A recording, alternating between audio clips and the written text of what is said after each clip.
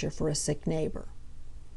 After her walk she felt chilly and weary, and was busy trying to light her fire with the damp coals and half-green sticks, when Mary knocked.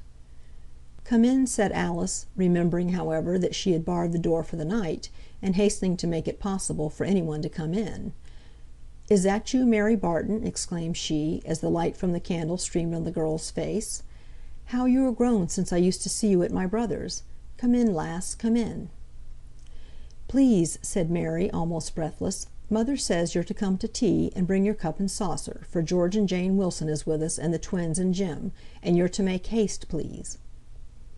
"I'm sure it's very neighbourly and kind in your mother, and I'll come with many thanks. Stay, Mary, has your mother got any nettles for spring drink? If she hasn't, I'll take her some." "No, I don't think she has." Mary ran off like a hare to fulfil what, to a girl of 13, fond of power, was the more interesting part of her errand, the money-spending part. And well and ably did she perform her business, returning home with a little bottle of rum, and the eggs, in one hand, while her other was filled with some excellent red and white smoke-flavoured Cumberland ham, wrapped up in paper. She was at home and frying ham before Alice had chosen her nettles, put out her candle, locked her door, and walked in a very footsore manner as far as John Barton's.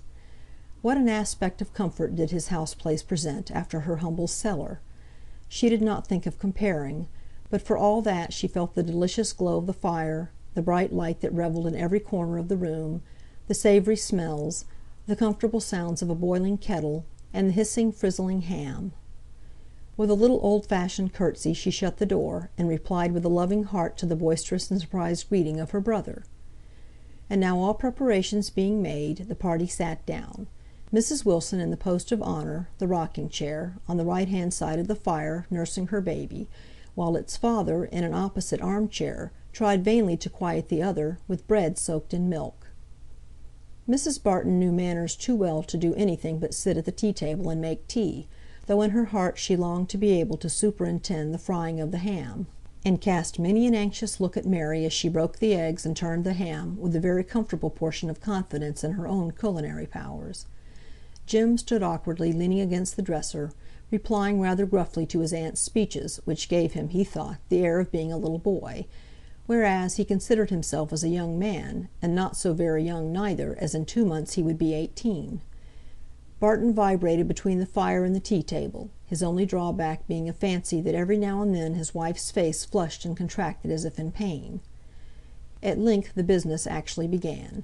Knives and forks, cups and saucers made a noise, but human voices were still, for human beings were hungry and had no time to speak. Alice first broke silence. Holding her teacup with the manner of one proposing a toast, she said, "Here's to absent friends. Friends may meet, but mountains never." It was an unlucky toast or sentiment, as she instantly felt. Every one thought of Esther, the absent Esther, and Mrs. Barton put down her food and could not hide the fast-dropping tears. Alice could have bitten her tongue out. It was a wet blanket to the evening, for though all had been said or suggested in the fields that could be said or suggested, every one had a wish to say something in the way of comfort to poor Mrs. Barton, and a dislike to talk about anything else while her tears fell fast and scalding.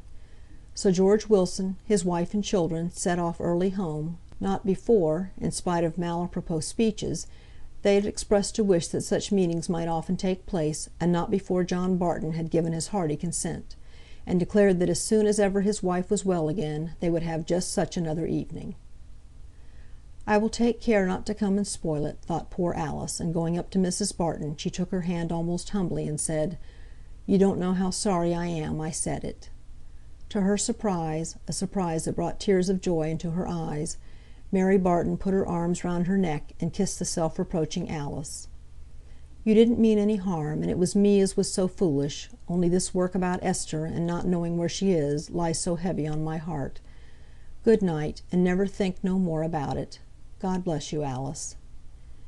Many and many a time, as Alice reviewed that evening in her after life, did she bless Mary Barton for these kind and thoughtful words.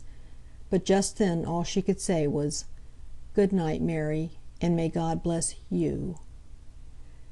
End of Chapter 2. Recording by Leanne Howlett.